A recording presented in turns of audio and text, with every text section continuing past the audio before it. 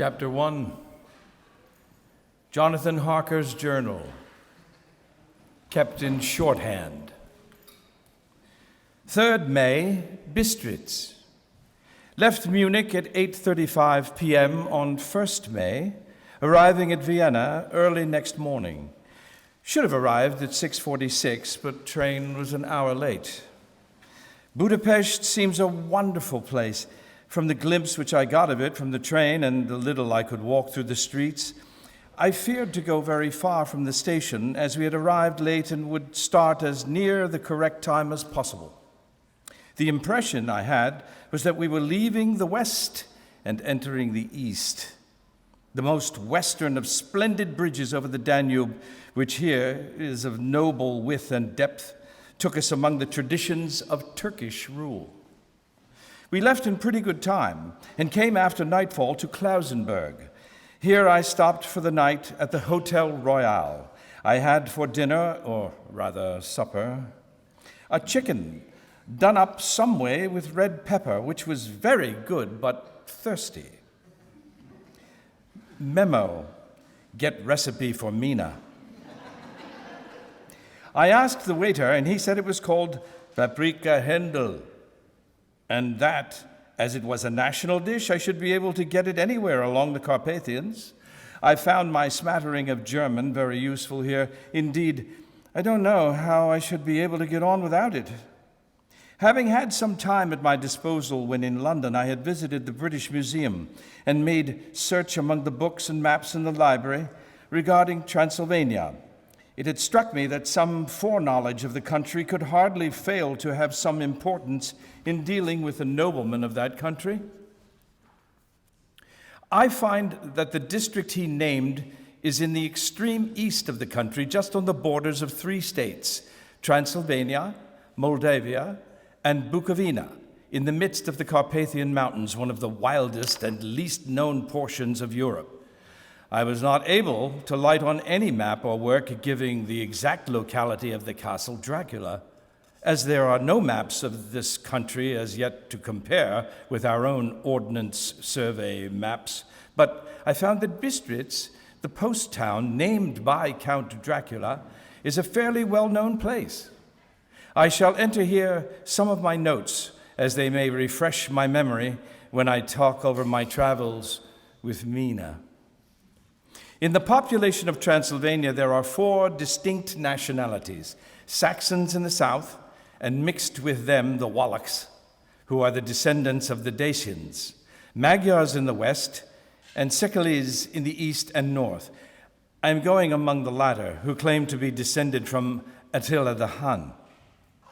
This may be so, for when the Magyars conquered the country in the 11th century, they found the Huns settled in it. I read that every known superstition in the world is gathered into the horseshoe of the Carpathians, as if it were the center of some sort of imaginative whirlpool. If so, my stay may be very interesting. Memo, I must ask the Count all about them. I did not sleep well, though my bed was comfortable enough, for I had all sorts of queer dreams. There was a dog howling all night under my window, which may have had something to do with it, or it may have been the paprika. For I had to drink up all the water in my carafe and was still thirsty.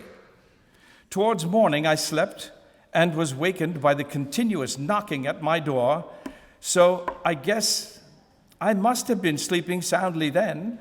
I had for breakfast more paprika and a sort of porridge of maize flour, which they said was mamaliga, an eggplant stuffed with forcemeat, a very excellent dish, which they call impletata.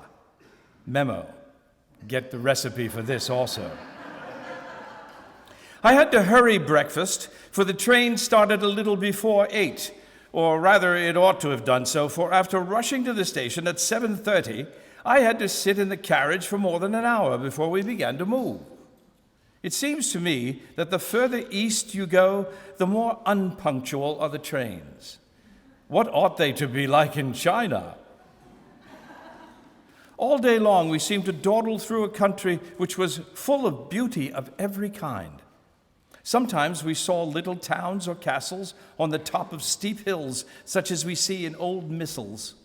Sometimes we ran by rivers and streams which seemed from the wide stony margin on each side of them to be subject to great floods.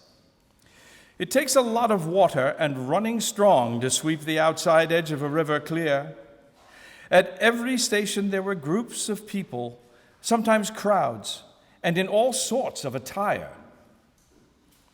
Some of them were just like the peasants at home, or those I saw coming through France and Germany, with short jackets and round hats and homemade trousers, but others were very picturesque.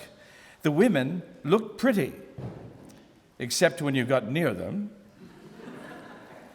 but they were very clumsy about the waist. They had all full white sleeves of some kind or other, and most of them had big belts with lots of strips of something fluttering from them like the dresses in a ballet. But of course, there were petticoats under them. The strangest figures we saw were the Slovaks, who were more barbarian than the rest, with their big cowboy hats, great baggy, dirty white trousers, white linen shirts, and enormous heavy leather belts, nearly a foot wide, all studded over with brass nails.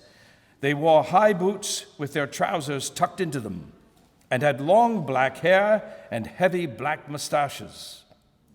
They are very picturesque, but do not look prepossessing. On the stage, they would be set down at once as some old Oriental band of brigands. They are, however, I am told, very harmless and rather wanting in natural self-assertion.